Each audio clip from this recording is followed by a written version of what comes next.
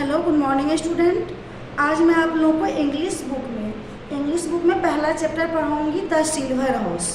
The silver house इसमें क्या है? चांदी का घर।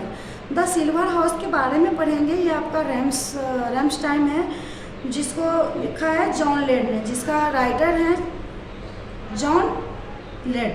राइटर, पोएट, कवि जॉन लेड हैं। तो क्या है, इस पोएम में चांद के बारे में बताया गया है। चांद के बारे में आप लोगों को भी पता होगा। चांद जो है वो 15 दिन वो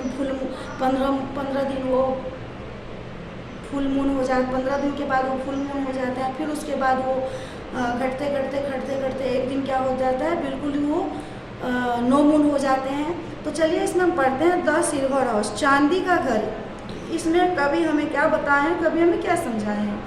तो सबसे पहले हम पढ़ते हैं, there's a silver house in the lovely sky.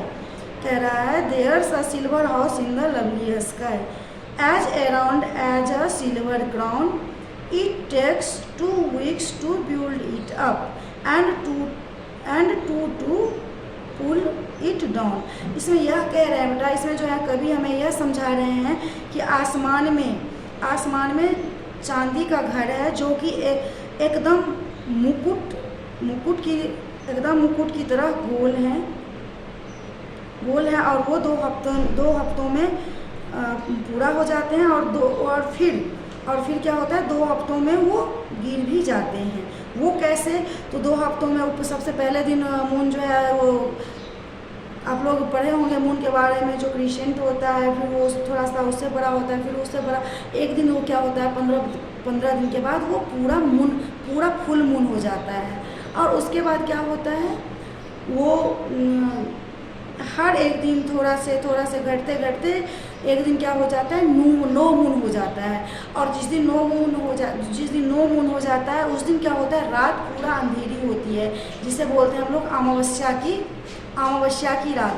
और जब वो जिस दिन वो फुल मून होते हैं, उस दिन हम लोग क्या बोलते हैं, आज पूर्णमासी का रात है, क्योंकि आज एकदम उस रात जो होती है वो बिल्कुल पूरा उजाला होता है। उसके बाद क्या कह रहे हैं, there's man who lives in the silver house in a lonely sort of way, but what his name is no one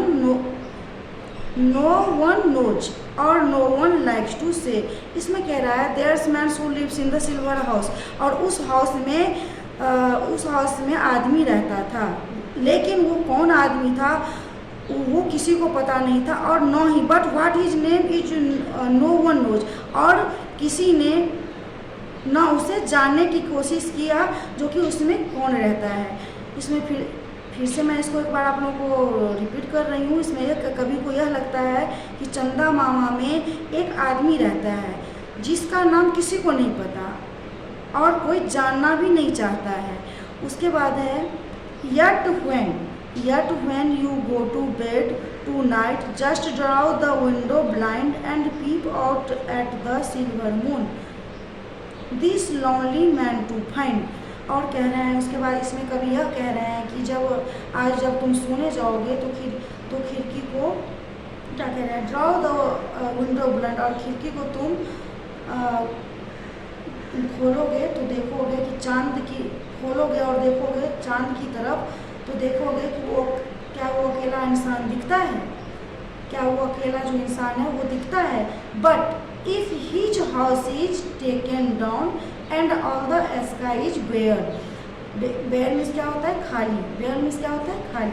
तो कह रहा है, but if his house is taken down and all the sky is bare, then go to bed, because of course the government won't be there.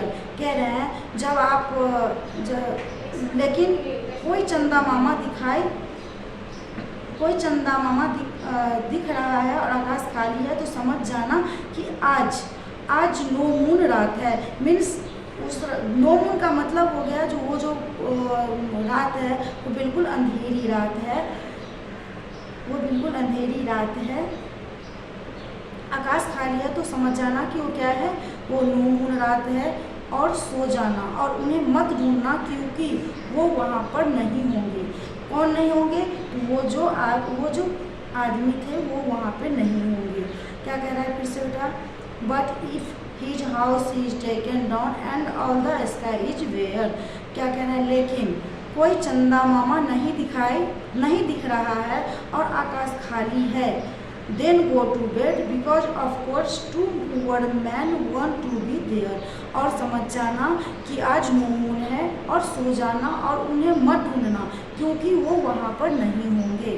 तो चलिए इस chapter में जो चांदी का घर है, रैम्सटाइन the silver house, written by John Lea, इस पोएम को किन्होंने लिखा है, जॉन लेड ने। यहाँ पे लेड दे रखा है लेकिन इस पोएम के जो कवि है लिए हैं जॉन ली या जॉन लेड, लेकिन आप लोगों के बुक में जॉन लेड दिया गया है तो आप इसका रिटन भी लर्न कर लेंगे। रिटन बाय, जो इस रैम्स को किसने लिखा है, क्योंकि मैं ये क्वेश्चन में दे सकती हूँ जो द सिल्वर हाउस जो है उसे किसने लिखा है। तो इस चैप्टर को आप लोग अच्छे से रीड कीजिएगा और इसे समझिएगा भी, वीडियो देखकर भी समझिएगा और अपने पेरेंट्स से भी हेल्प लीजिएगा समझने में। तो चलिए इसके अब नेक्स्ट में जो भी आपके वर्ड मीनिंग है, वर्ड मीनिंग के बाद क्वेश्चन आंसर है, ये मैं आपको नेक्स्ट क्लास में करवाऊँगी। थैंक यू बेटा।